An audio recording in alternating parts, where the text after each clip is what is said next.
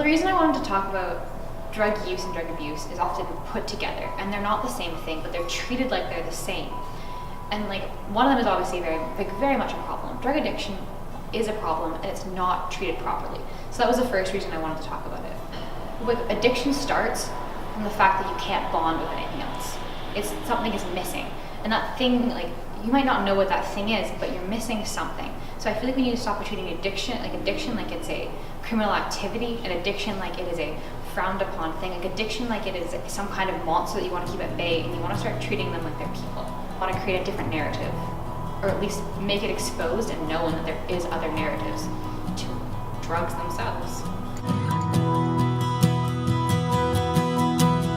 Being a Colombian, we treat drug users in a very negative aspect, as in, for example, if someone in your family is a drug addict, they tend to be shunned and shut out of the family and the home.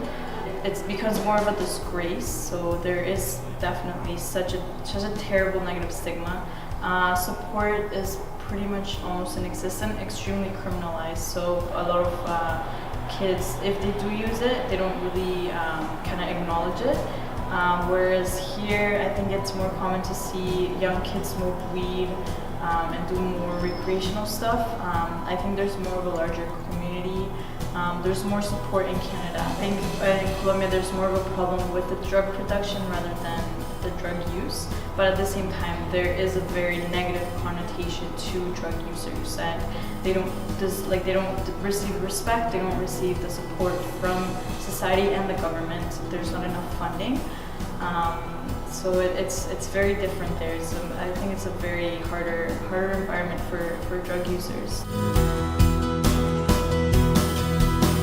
I chose to talk about food trucks because we've been talking about a lot of high-level things that didn't have actionable items and weren't necessarily as timely as I was hoping.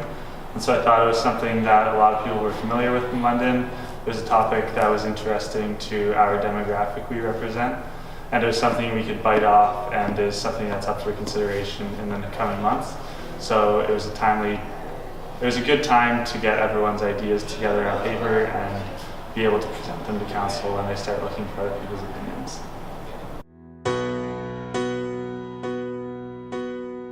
My personal opinion about food trucks in London is to diversify it more. Instead of having individuals travel to other cities to experiment other cuisines, we can have that more in London by having a small food truck. And if that cuisine becomes more popular, then that person, if they profit from having that food truck, they can open up a restaurant and therefore have more stable flow from individuals coming into it. But as we see, if an individual just goes straight into actually opening a restaurant, they really lack like the necessary market, or they lack the people that would actually come into it, the traffic that would actually need for restaurants to sustain. So the food might be really good, but there isn't that much traffic actually to sustain the restaurant. So when an individual owns a food truck, he's more mobile, so therefore he can attract people by going around and attract that traffic.